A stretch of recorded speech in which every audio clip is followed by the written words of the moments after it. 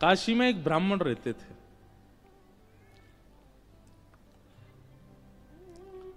वो नित्य भागवत जी का पाठ करते थे।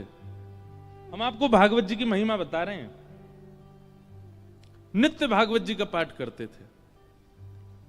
श्रीमद् भागवत क्या है बंधुओं? साक्षात शब्दमय मूर्ति है श्री कृष्ण की। तेने यम वांगमयी मूर्ति प्रत्यक्ष कृष्ण एव ही। आप श्री राधा रमण लाल, श्री राधा वल्लभ लाल बिहारी जी को नहीं पहचान पाओगे यदि आप भागवत जी के आश्रय में नहीं आए हो तो। आप प्रभु श्री राम को नहीं पहचान पाओगे यदि मानस जी का आश्रय आपने नहीं लिया है तो। आप महादेव को नहीं पहचान पाओगे यदि शिव महापुराण के आश्रय में नहीं गए हो तो। आपको ग्रंथ का आश्रय तो लेना पड़ेगा। सीधी बात है भाई, एमबीबीएस डॉक्टर तभी बनोगे जब पढ़ाई की होगी, जब ग्रंथों का, जब उनके जो ग्रंथ होते हैं, उनके जो किताबें होती है उसका आश्रय लोगे, अध्ययन करोगे, तभी तो बन पाओगे डॉक्टर। प्रैक्टिकल बाद में है, थ्योरी पहले है। इसलिए हम लोग क्या है कि वैदिक सनातन धर्मी क्या है, हम लोग प्रैक्टिकल में पहले चले जाते हैं। अब लोग कुंभ में गोते तो इतने मार रहे हैं, उनसे पूछो इसका फायदा क्या है, इसका वर्णन कौन से शास्त्र में लिखा है, इसका नियम क्या है, इसका क्रम क्या है, ये नहीं पता। थ्योरी पढ़ी नहीं, सीधे प्रैक्टिकल में चले गए, लाभ नहीं मिलेगा। हमें बहुत संवेदना है और हृदय में बहुत पीड़ा भी है कि इस बार मौनी अमावस्या पर जो महाकुंभ में जो हुआ, जो भी अव्यवस्था हुई,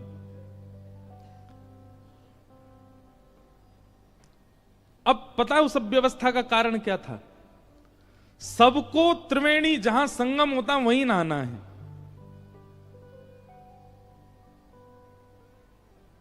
ऐसी विचारधारा हमारी क्यों है कि हर की पौड़ी की गंगा जी ही सिद्ध हैं।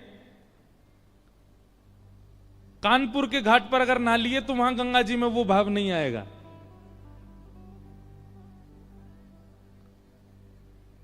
ये विचारधारा हमारी क्यों? और ये हमारी केवल गंगा के प्रति नहीं है, हमें अपने घर के ठाकुर जी में कम विश्वास है, वृंदावन बिहारी लाल में ज्यादा है।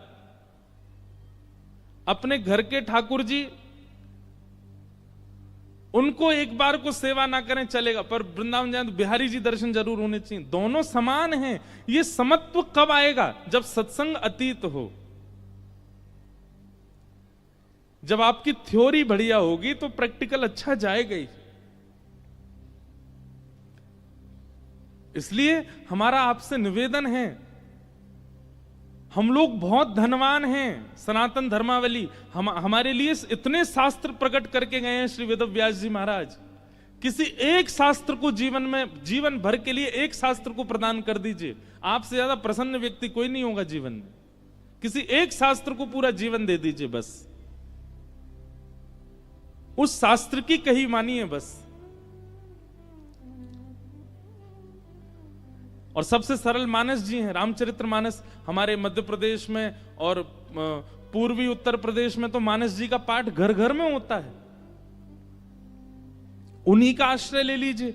जब तक आप ग्रंथाकार का आश्रय नहीं लेंगे, आपको मूर्ति आकार ठाकुर जी में भाव उत्पन्न नहीं कर पाओगे आप। तो एक ब्राह्मण थे काशी में, वो नित्य भागवत जी का पाठ करते थे। और भागवत जी के पाठ के पीछे उनका उद्देश्य कोई पुण्य की प्राप्ति नहीं। सब लोग इधर देखो, इधर देखो, यहां देखो, ध्यानपूर्वक सुनो। चाहे ब्रह्मा जी आ जाए यहां पे, आपको देखना हमको ये। यत्र यत्र रघुनाथ कीर्तनम तत्र तत्र कृतमस्तकांजलिं बाष्पवारि परिपूर्ण लोचनम मारुतिम नमत राक्षसांतकम। एक बार हनुमान जी कथा सुन रहे थे। हनुमान जी कथा ही सुनते हैं। पूरी हनुमान चालीसा में गोस्वामी तुलसीदास जी महाराज ने सिंदूर चढ़ाने का वर्णन नहीं किया, लड्डू के भोग का वर्णन नहीं किया। इसका मतलब ये नहीं कि नहीं करो, करना है, सिंदूर चढ़ाना है, लड्डू का भोग लगाना है, अकहुआ के पत्ते चढ़ाने हैं, सब कुछ करना है। पर गोस्वामी जी ने एक भाव का वर्णन किया, क्या? प्रभु चरित्र सुनवे को रसिया। कथा सुनने के रसिया हैं हनुमान जी। तो एक बार हनुमान जी कथा सुन रहे थे और कथा में राम जी का इतना विरह हुआ हनुमान जी को कि दोनों भुजा उठा करके हनुमान जी रुदन करने लगे। राम जी से देखा नहीं गया। राम जी मन में सोचने लगे हनुमान जी इतने विरह में हैं, चलो इनको दर्शन दे दो।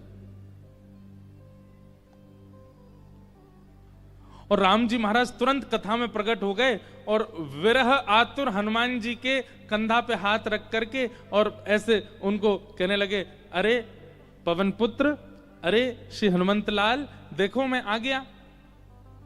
हनुमान जी महाराज भाव में रुदन कर रहे थे। जैसे ही स्पर्श किया राम जी ने तो नेत्र खुल गए। नेत्र खुल करके पीछे देखा, पीछे देख करके बोले, भगवान आप अभी क्यों आ गए? राम जी बोले, भैया तुम इतने भाव में रो रहे थे, हमने सोचा जाके तुमको दर्शन दे दें। हनुमान जी बोले, आपसे मेरी प्रार्थना है 2 घंटा बाद मिलिएगा, अभी कथा रह गई है 2 घंटा की, अभी कथा सुनने दो मेरे को, कथा के बीच में मत आइए आप, कथा अभी 2 घंटा और सुनने, तब तक बाहर खड़े रहिए आप। राम जी बोले, अच्छा कथा इतनी प्रिय?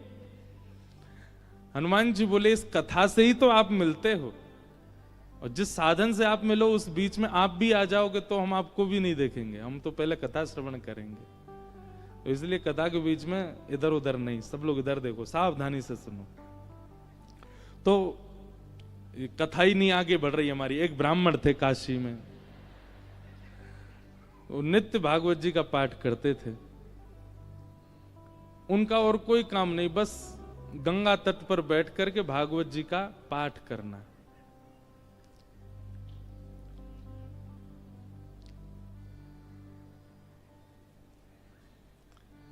धीमे धीमे उनकी आयु बढ़ने लगी। एक दिन परिवार के सब लोगों ने कहा, भैया ये कोई इनका काम धंधा शुरू करा दो, पूरे दिन पाठ करते रहते हैं भागवत जी का। और पाठ भी किसी व्यक्ति के लिए नहीं, अगर कोई उनको दक्षिणा भी देता था कि पंडित जी हमारे यहाँ पाठ कर दो, तो उसके यहाँ पाठ करते थे, वो उसका पाठ, फिर उसके बाद अपना पाठ अलग करते, अपने लिए करते थे। और उसके पीछे उनकी कोई कामना नहीं थी, निष्काम भाव से करते थे, नित्य पाठ करते। तो एक दिन घर के लोगों ने सबने कहा कि इनका ब्याह कर दो, ये करते धरते तो कुछ है नहीं, पूरे दिन पाठ में ही लगे रहते हैं, इनका ब्याह कर दो, पत्नी घर आएगी, अकल ठिकाने आ जाएगी। और सब घर के लोगों ने वो ब्राह्मण देवता का ब्याह कर दिया।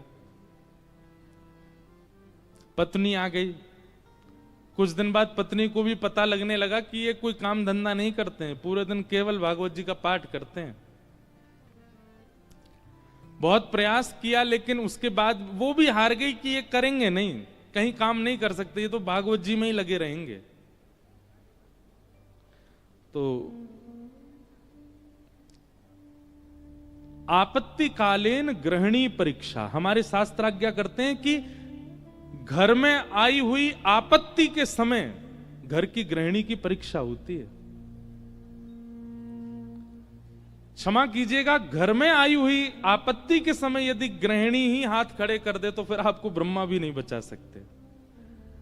लेकिन घर में यदि कोई आपत्ति आ जाए और घर की नारी, घर की गृहिणी, यदि वो अपना बल साध ले, वो ना टूटे, वो ना विचलित हो, चिंता मत कीजिएगा, आप उस संकट के सागर से निकल जाओगे। ये वेद प्रमाण है, ये शास्त्र प्रमाण बात है। इसलिए माताएं बहनों को एक बात हम कहें कि पति के ऊपर, बच्चों के ऊपर, परिवार के ऊपर कितने भी संकट आए, बाकी समय आप भले कितने भी आंसू बहाओ, लेकिन घर में आए हुए संकट के समय आप बस थोड़ा सा मजबूत हो जाइए, आपकी मजबूती से पूरा घर संभल जाएगा। आपत्तिकालीन ग्रहणी परीक्षा।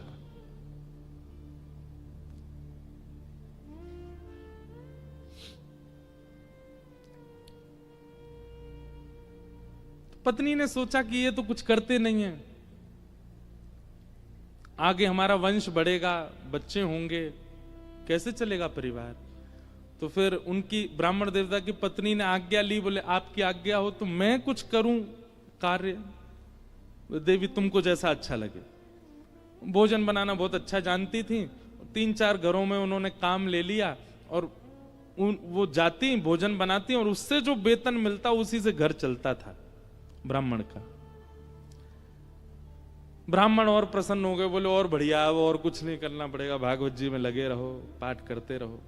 अब इसमें कई लोग ब्राह्मण को कहीं आलसी मत समझिएगा, ये बहुत बहुत बड़ी बात हम आपको बताएंगे, वो अंत में उसका निचोड़ निकल के आएगा। 2-3 बालक भी उनके हो गए, चल रहा था घर। एक बार की बात, कुछ संतों का काशी में आगमन हुआ। संत आते रहते हैं काशी में, पर असमय में आना हुआ, बिना समय के संतों का आना हुआ। और उन्होंने किसी से पूछा, बोले भैया हम 5-10 मूर्ति हैं, कहीं प्रसाद पाने के इच्छुक हैं, कोई वैष्णव परिवार हो तो हमको बताओ। तो एक राह चलते व्यक्ति ने उन्हीं ब्राह्मण का घर बता दिया, बोले यहां चले जाइए, यहां बहुत एक सेवानिष्ठ और बड़े शास्त्रों का अध्ययन करने वाले ब्राह्मण रहते हैं, इनके पास चले जाइए, आप ये प्रसाद पवा देंगे। संतों ने घर में प्रवेश किया। ब्राह्मण देवता तो अपने पाठ में लगे थे, भागवत जी का ही पाठ कर रहे थे, और उनकी पत्नी बच्चों को, पति को स्वयं प्रसाद आदि पाकर के सारे बर्तन मांज करके उसने रखे ही थे। उसी समय संतों का आना हुआ और संतों ने आगे कहा, आओ बिटिया, हम 10 मूर्ति हैं, हम लोग अयोध्या से प्रयागराज जा रहे हैं, काशी बीच में पड़ा, किसी ने बताया आपका घर वैष्णव का है, बड़ी जोर की भूख लगी, ठाकुर जी को प्रसाद पवाओ और प्रसाद पवा के हम लोगों को प्रसाद बांट दो। ब्राह्मणी बेचारी बड़ी प्रसन्न हो गई कि मेरे घर आज संत पधारे हैं प्रसाद पाने। तुरंत उसने जाकर के रसोई घर में सामग्रियां देखी, सामग्री इतनी थी नहीं कि उन सबको पवाया जा सके। दौड़ी दौड़ी अपने कक्ष में गई, जाकर के अपने जो उसका धन वो कमाती थी उसको जाकर के देखा कि जाऊं लेकर के आऊं, तो वह भी इतना नहीं था कि उन 10 महापुरुषों की सेवा हो सके। और ब्राह्मण का एक स्वभाव है कि और अगर ये स्वभाव किसी ब्राह्मण में नहीं है तो वो ध्यान से सुने, ये ब्राह्मण का स्वभाव होना चाहिए। ब्राह्मण दान मिले तो लेने का अधिकारी होता है, पर मांगने का अधिकारी नहीं है।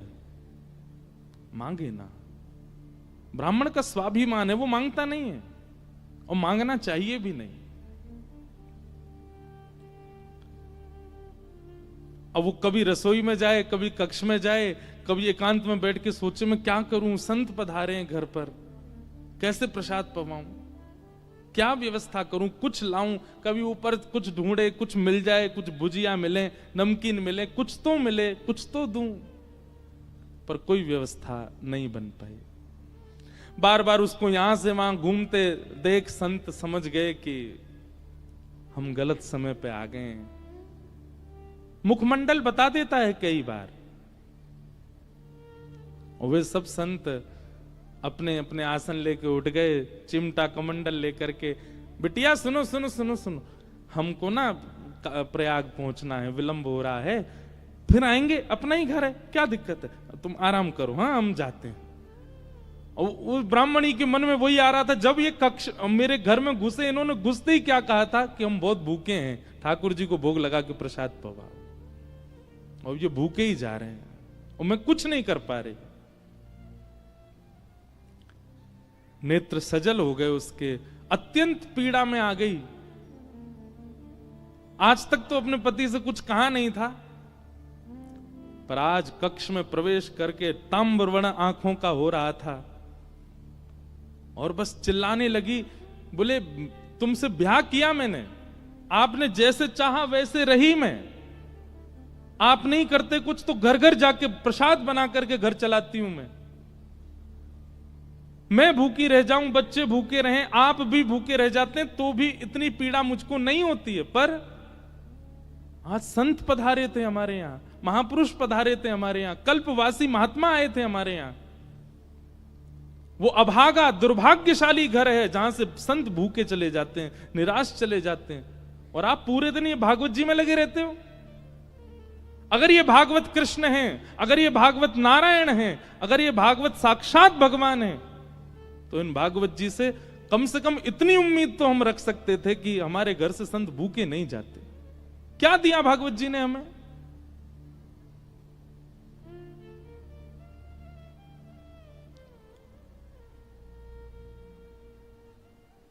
ब्राह्मण बोले, देखो तुम मुझे कुछ भी कह लो, पर तुम जानती नहीं हो ये साक्षात कृष्ण है। मैं क्यों बचपन से आज तक भागवत जी के उन्हीं 18,000 श्लोकों का मुझे कृष्ण दिखते हैं, मुझे लीला दिखती है, मुझे शामा शाम का नित्य विहार दिखता है भागवत जी में, इनके विषय में कुछ मत कहो। ब्राह्मणी को और गुस्सा आ गया, भागवत जी की पोथी उठा करके और ब्राह्मण की गोद में पटक दी। बोले, सुनिए, ये उठाइए भागवत जी और निकलिए, मैं अपना घर चला लूंगी, अपने बच्चों को पाल लूंगी। आप जिस समय भागवत जी को त्यागने का संकल्प ले लें तब लौट करके आइएगा।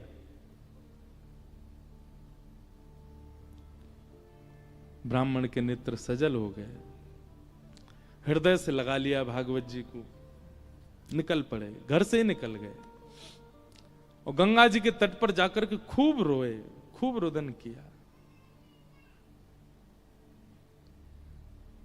हे भागवत महापुराण, हे साक्षात शब्द में कृष्ण, मेरी अभागा पत्नी है, वो आपके रूप स्वरूप को भी पहचानती नहीं है, पर हे करुणा निधान, आप कृपा करो। मैं कहूंगा भी तो भी वो अध्ययन नहीं करेगी, तो भी वो मुझसे कभी कथा नहीं सुनेगी, पर आप कृपा कीजिए और मेरी गृहिणी को अपने रूप का दर्शन करा दीजिए।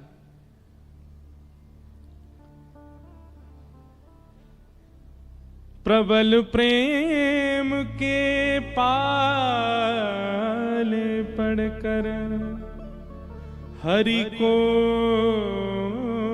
नियम बदलते देखा, अपना मान टले टल जाए, पर भक्त का मान न टलते देखा। हमारे ब्रज के श्री बिंदु जी महाराज, उनका ये भाव है, प्रबल प्रेम के पाले पढ़कर हरि को नियम बदलते देखा, अपना मान टले टल जाए, पर भक्त का मान न टलते देखा।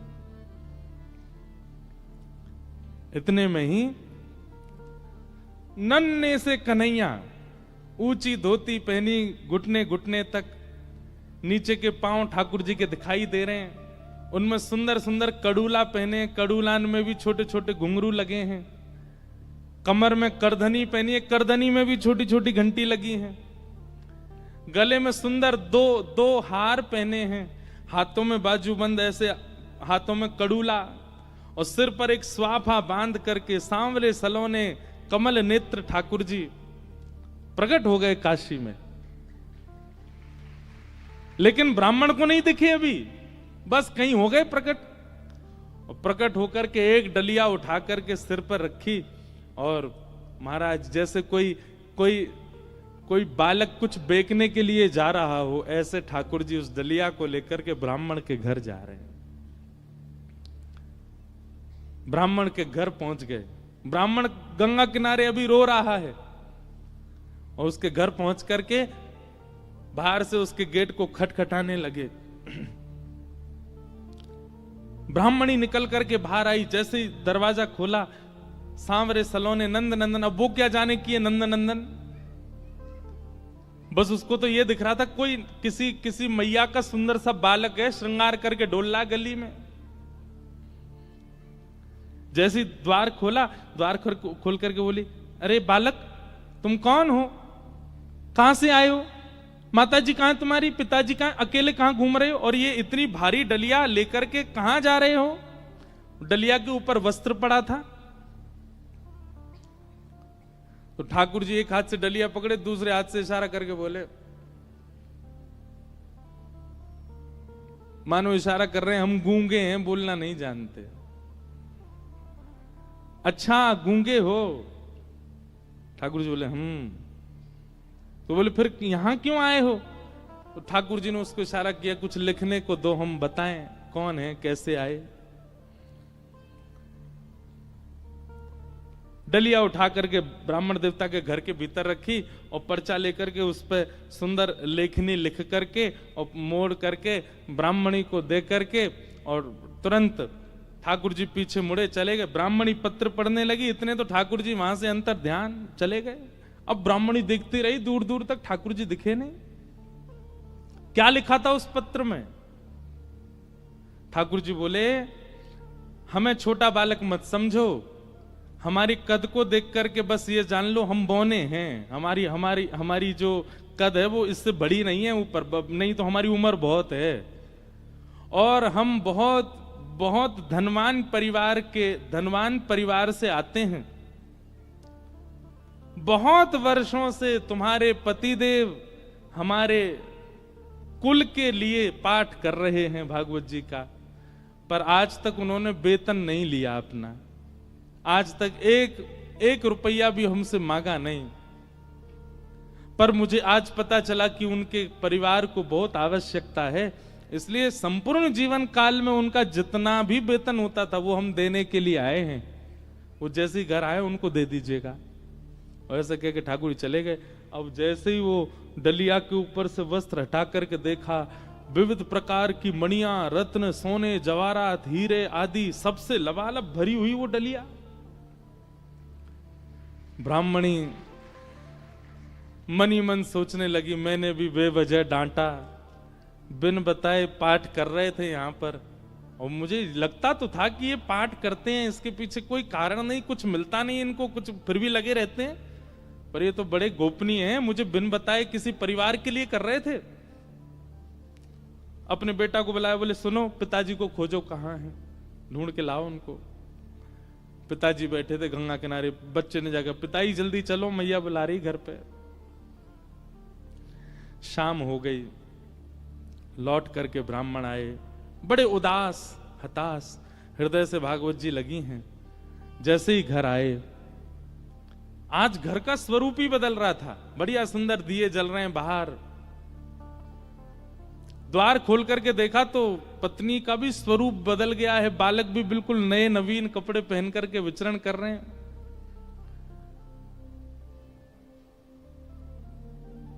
जैसी पतिदेव को आते देखा, ब्राह्मणी ने तुरंत आरती की, जल आदि छिड़काव करने लगी, खूब बलियां लेने लगी।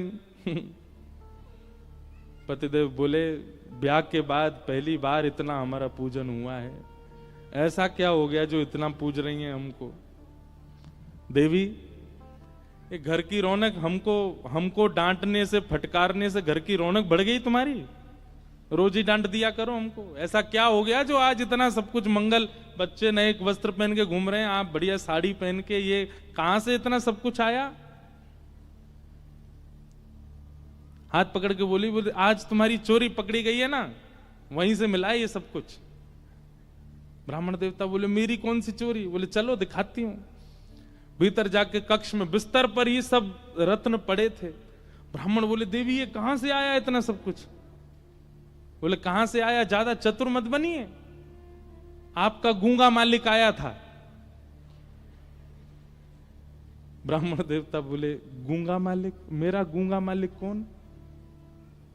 बोले बहुत छोटा सा था, पीली पीली धोती पहनी थी उसने, ऐसी सुंदर स्वाफा सिर पर बांध रखा था, ऐसे गदमदरा से उसके हाथ मोटे मोटे से, और इतने सुंदर उसका मुखमंडल, गाल बिल्कुल गुलाबी, आंखें बिल्कुल ऐसे कटाक्ष जैसी, और क्या सुंदर।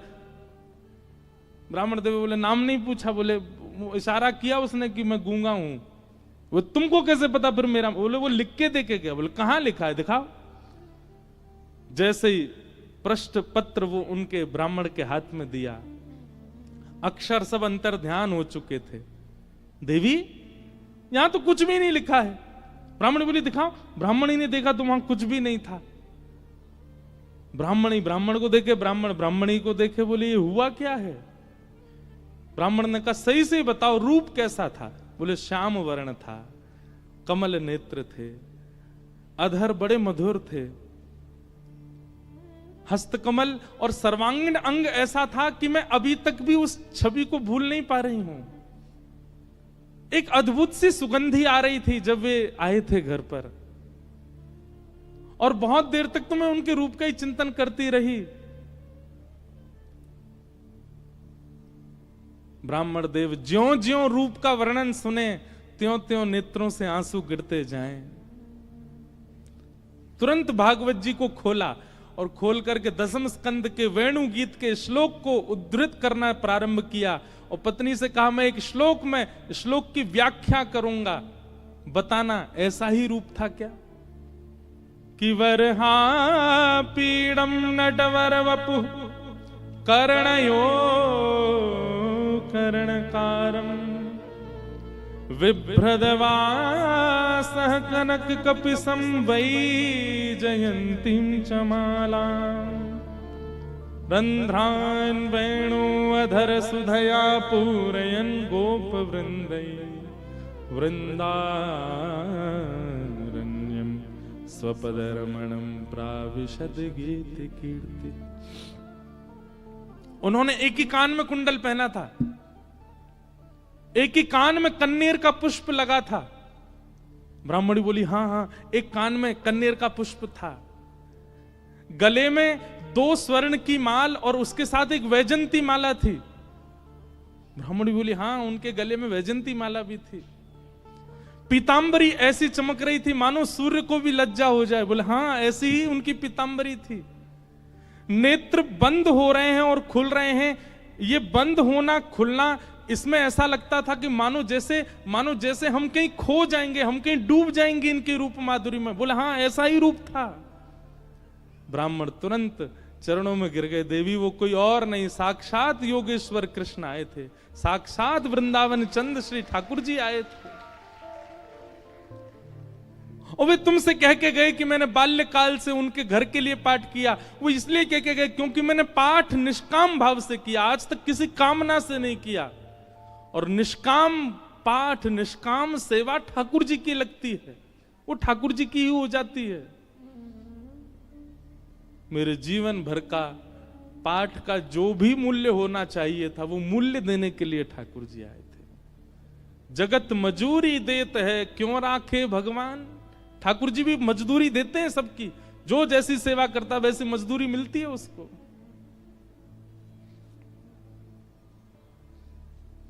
ब्राह्मण आनंदित हो गए, और उसी काल से वो ब्राह्मणी भी जीवन यापन के लिए कार्य तो करती, पर भागवत जी की साधिका हो गई और नित्य भागवत जी का पाठ करने लगी। भागवत कोई ग्रंथ नहीं है, कोई किताब नहीं है, कोई पोथी नहीं है। और एक बात कह दूं तो कोई अतिशयोक्ति नहीं, पुराण से ऊंचा हमें शब्द मिला नहीं, इसलिए हम पुराण कहते हैं। श्रीमद् भागवत सचल श्री कृष्ण है, साक्षात कृष्ण है। आपको शायद राधा रमण जी के मंदिर में श्री कृष्ण की प्रतिमूर्ति, श्री कृष्ण का भाव का अनुभव ना हो, पर कथा में हो जाएगा। आपको शायद कभी वृंदावन में वो अनुभव ना हो जो कथा में हो जाएगा। क्यों? कथा में सचल शब्द के रूप में श्री कृष्ण विचरण करते हैं। ऐसी भागवत जी को हम बारंबार प्रणाम करते हैं, वंदन करते हैं। बोलो भागवत महापुराण की। ऐसी भागवत जी।